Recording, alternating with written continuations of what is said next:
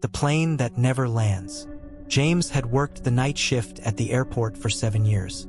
7 long years of lukewarm coffee, buzzing fluorescent lights, and the hum of automatic doors opening for nobody.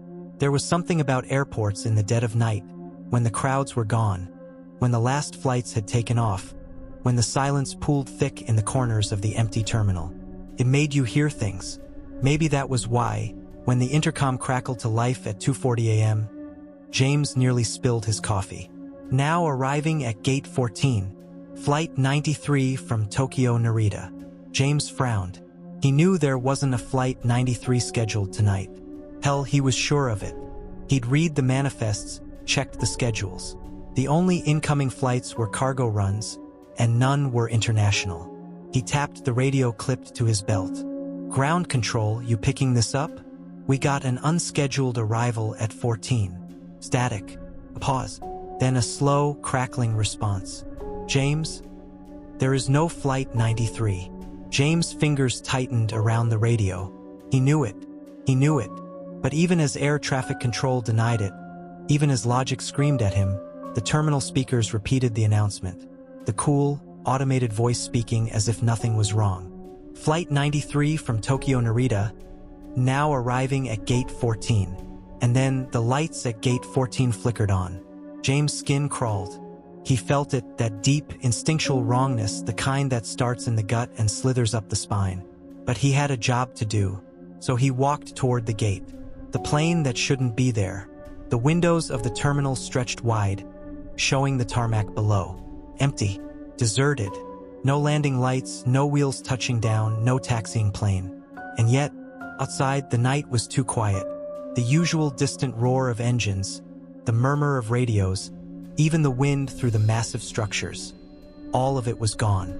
James stared at the runway, at the thick dark stretching out under the floodlights. His breath caught in his throat. Then movement, a shimmer, like heat off pavement, rippled across the empty space in front of Gate 14. Then the plane was there. No descent, no landing, just suddenly there, sitting on the tarmac as if it had been waiting. The aircraft was massive, its body sleek but wrong. The paint seemed too faded, too old. The airline's logo on the tail peeled and unrecognizable. The nose was slightly tilted downward, like a predator sizing up prey. James took a slow step forward.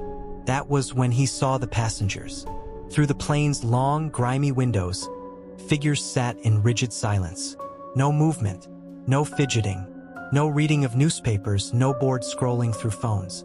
Just rows and rows of shadowed figures, sitting perfectly still, facing forward. James' throat was dry. Ground. Are you seeing this? No response. Ground. Static.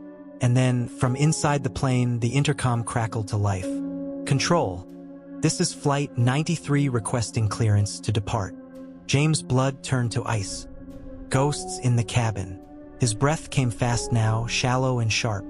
His body was telling him to run, to turn away from Gate 14, to leave, to get the hell out of here. But something kept him rooted in place. Slowly, the jet bridge creaked, extending from the terminal to meet the plane's side. James hadn't done that. The controls weren't even in the booth. And yet, it moved on its own. With a sick metallic groan, the bridge latched onto the aircraft door. A pause. A click. The door swung open, and the pilot stepped out. At least, James thought it was the pilot. He wore a uniform, the deep navy of a commercial airline captain. The stripes on his sleeves were frayed. The gold embroidery faded. His face was long, too long, skin waxy like melted candle wax. His mouth stretched into a stiff, unnatural smile. His eyes were hollow. Black, empty sockets stared back at James. Flight 93, requesting clearance to depart. The words did not match the movement of the pilot's mouth.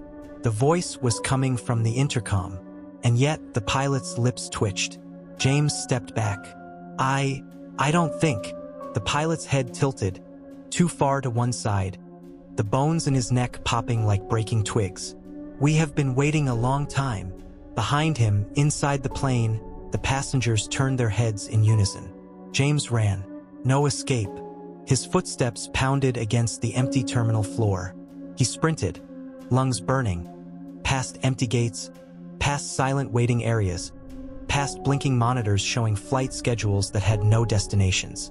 He dove into the security office, slamming the door shut, scrambling for the emergency line.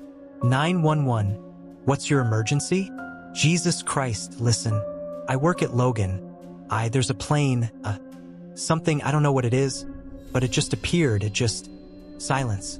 Then a voice that wasn't the operator. A voice too smooth, too rehearsed, too hollow. Flight 93, requesting clearance to depart. James threw the phone away. The intercom in the security office buzzed. James! He froze. Come back to the gate, James. He turned toward the security monitors, hands trembling, praying to see an empty terminal. Instead, the pilot stood right outside the door. And then the door handle began to turn. The final boarding call. James staggered back. His heart hammered against his ribs. There was no lock. He reached for anything. Asterisk, asterisk, a flashlight, a chair, a damn stapler. Asterisk, asterisk, anything to defend himself. The handle turned all the way. The door swung open, but the pilot wasn't there. The hallway was empty, and yet James felt it. The presence, the pressure in the air, the sense of being watched, of something vast and hollow stretching its fingers toward him. And then, a boarding pass lay on the floor at his feet. It had his name on it. Passenger James Carter. Flight 93. Departure now. His hands shook as he picked it up. The ink bled across the paper, shifting, morphing, until it was no longer words. It was a date, his date of death. The air behind him grew cold. A breath, not his own, whispered against his ear. Final call for Flight 93, James. Darkness surged forward, and James Carter was never seen again. Epilogue. The next morning, the day shift arrived at the airport, finding everything as it had been. The monitors blinked. The intercom buzzed. But James Carter was gone. The security footage showed him walking toward Gate 14 at 2:40 a.m. It showed him approaching the plane, but it never showed him leaving. And at exactly 2:40 a.m. every night, the intercom crackles to life.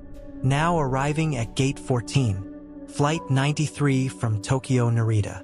And somewhere, on some unseen runway, a plane is still waiting to depart.